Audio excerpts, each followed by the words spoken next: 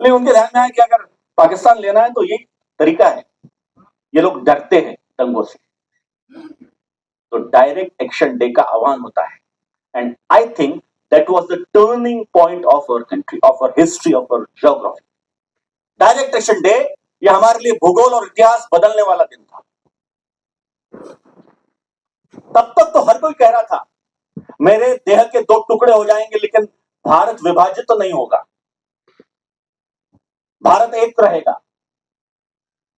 लेकिन 16 अगस्त 1940 शुक्रवार था और जुमे की नमाज के बाद कलकत्ता में जो तांडव हुआ मृत्यु का, हिंदुओं की लाशें बिछी, लाशें, हत्याकांड हुआ, जिनोसाइड था, जबरदस्त हत्याकांड जिसे कोई नहीं रोक सका, और उसने सबको दहला दिया। उसने कांग्रेस नेतृत्व को तोड़ दिया।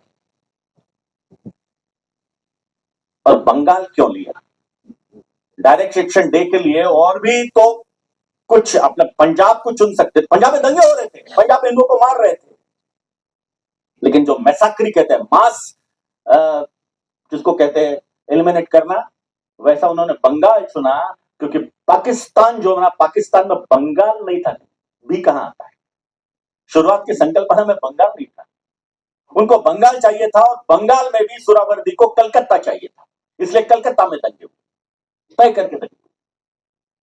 और उनको लगा फिर भी ये जो डोज है, ये डोज पूरा नहीं है, इसलिए 2 महीने के बाद, उस दिन शरद पूर्णिमा थी, 16 अक्टूबर 1946 को नोआखाली में दंगे हुए।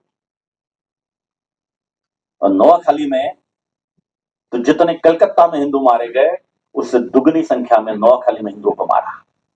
जितनी संख्या में बहु बेटियों को कलकत्ता में भगा कर लेकर गए थे, बलात्कार किए थे, उससे दुगनी संख्या में नोआखाली में हुआ।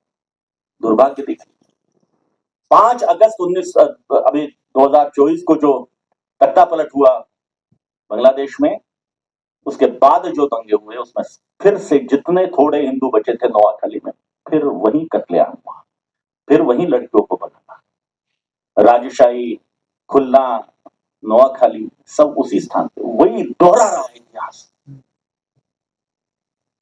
और ये जब दंगे हुए, कलकत्ता के दंगे डायरेक्ट एक्शन डे के, और उसके बाद नोआखाली, उसके बाद कांग्रेस नेतृत्व दहल गया। वही तो मुस्लिम लीग चाहती थी। अकेले सावरकर बोल रहे थे, संघ कह रहा था कि नहीं, इसका हिम्मत के साथ, मजबूती के साथ इसका प्रतिकार होना चाहिए। प्रतिकार किया ही नहीं किसी ने, प्रतिकार शब्द भी नहीं उच्चार किया कांग्रेस।